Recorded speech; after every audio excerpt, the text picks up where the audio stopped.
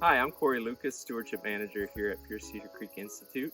We're standing out here today at our own lake, where's one of our sites for wild rice restoration. And so we came out here today so you can kind of get a look at what some of the habitat types might be for wild rice. In this scenario here, we have wild rice. It's actually growing on the north and south shore of the lake here. This is a man-made lake. It doesn't get deeper than about 15 feet deep. And what you're seeing here is a shallow portion of the lake where the lily pads end. It's about 4 feet deep. So we planted this wild rice in relatively shallow water, and that's really what you want to look for when you're trying to do wild rice restoration, is trying to maintain less than 3 foot deep water. So in this case, we planted it primarily in that 18 to 24 inches deep of water. It did real well. This is the first year we've seeded out here, and if you can see from the video, there's a pretty good patch of wild rice here, a nice rice bed starting here. And then over on the other side of the lake, on the north side of the lake, you can see it, the rice bed over there as well. So the reason we thought this lake would be a good lake to grow wild rice is because it's protected. So that's probably the number one or the most important thing when it comes to wild rice restoration, is finding a protected water body. It's really susceptible to boat traffic, to pesticide use, to animal herbivory. So this lake is kind of a prime example of a good habitat because we own the entire lake, so it's protected. We're not using herbicides on this lake, and it tends to not get huge waterfowl numbers. So we don't get huge numbers of geese or swans. They're here just in relatively low abundance. So we felt like those were good conditions. It also has some water movement through it. So there's an inlet on the west side, and we're standing here near the outlet. So there is some slight water movement through this lake. And that's one of the other considerations when you're talking about wild rice restoration, is trying to get a water body that doesn't necessarily have stagnant water, but it's got some either wave action or some just outflow. So those are some of the reasons we chose our own lake as one of wild rice restoration sites.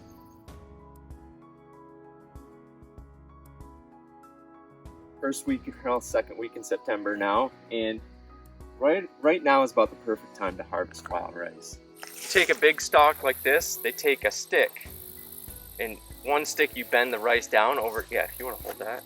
So you're coming through with your canoe, and they take one stick and they bend the rice down, and then they don't hit the rice, you hit the stick, and it shakes that seed head like that. And then that will drop the rice that's ready to be harvested. And the rice that's not ready to be harvested will stay on the stalk. And it's both protecting the plant and the seed, so as opposed to running your hand down that. And so it'll tend to look like this. You have the seed heads are starting to lose their shape. That seed's starting to fall into the water now. It's gone through what we call kind of its phases, right? So the first phase in wild rice growth is the floating leaf stage. So it'll grow up and it'll have these floating leaves that just float on the water. The next stage is elongation, right? So it goes from that floating leaf to extending a stalk up and shooting out of the water like you see here. And that final phase is the flowering phase. And we're just losing our seed heads now, so we've gone through that entire growth process for wild rice. What that rice will do now is fall off the plant, settle down into the substrate over winter. So it's stratifying during the winter time. It's going through that cold, wet process to help that seed germinate in the spring. So that's kind of the quick life cycle of wild rice.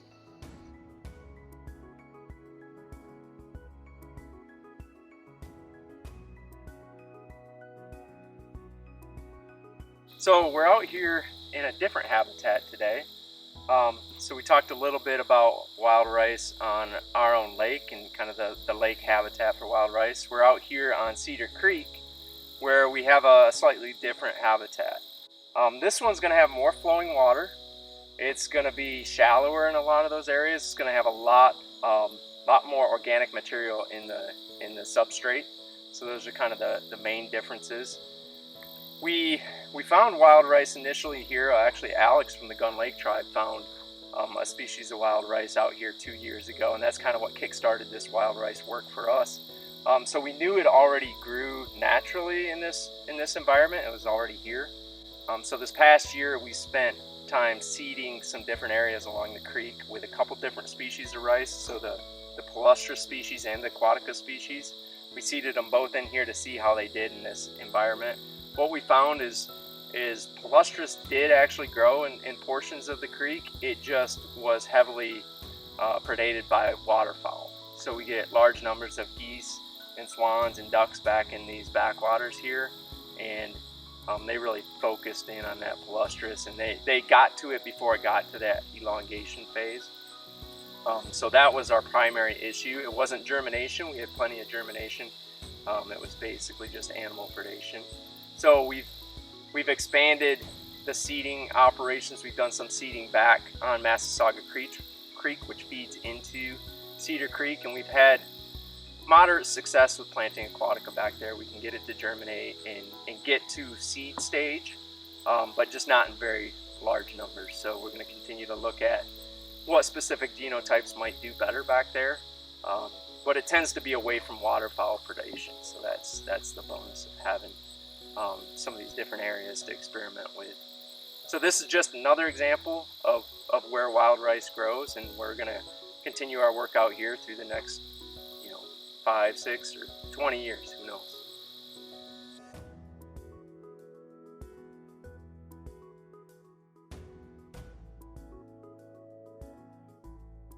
So we're standing here in front of our wild rice propagation tanks, and many of you have seen these green tanks as you drive down the entrance to the Institute.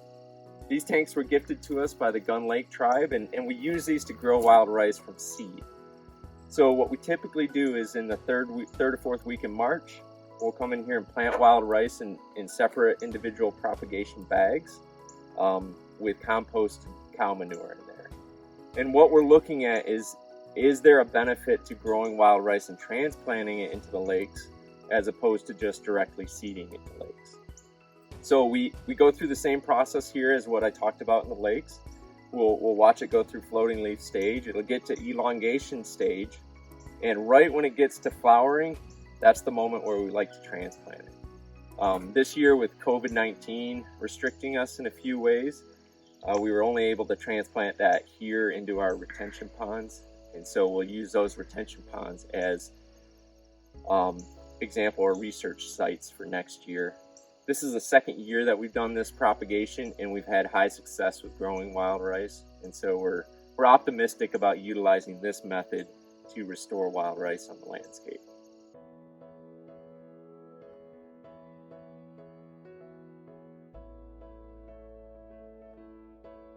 When we were at the wild rice tanks, we transplanted the wild rice that we grew in those tanks to these retention ponds this year. We just did that work a couple weeks ago. So what we'll do is we'll watch those plants. We've recorded data on how well they produce seed, how well they produce their flower head. And next spring we'll come out and look at whether those plants were able to reseed in these retention ponds. And it'll also be a great experience for us to learn if retention ponds are a possible habitat for wild rice restoration. So this is another one of those sites that we're watching closely and hoping to learn more about.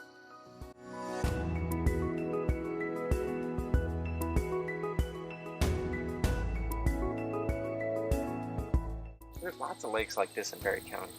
A lot of people have these little lakes on their property that are protected. Some of them are man-made or manipulated by man, and I think there's a lot of opportunities there for private land work in Berry County.